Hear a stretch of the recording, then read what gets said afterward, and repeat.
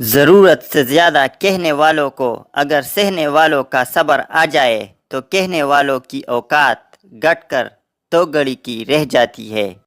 ایک وقت ایسا آئے گا جب لوگوں کو روپے کے بغیر کوئی چیز کام نہ دے گی۔ صبح کی نیند انسان کے ارادوں کو کمزور کرتی ہے۔ منزلیں پانے والے کبھی دیر تک نہیں سوتے۔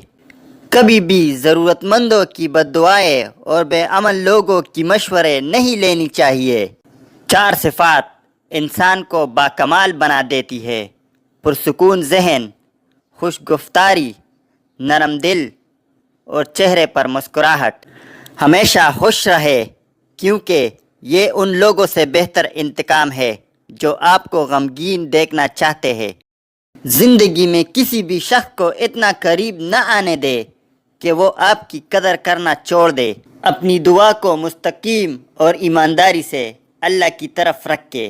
شیطان کے وسوسے کا سامنا کرتے ہوئے بھی اپنے ایمان کو مضبوط رکھے۔ اخلاقیات کبھی نہیں ہارتی اور تکبر کبھی نہیں جیت پاتا۔ اللہ کی محبت و رحمت اور کرامات کا انتظار کرے۔ انشاءاللہ وہ زمانہ بہت جلد آئے گا جب آپ اپنی آنکھوں سے ان عظیم معجزات کو دیکھو گے۔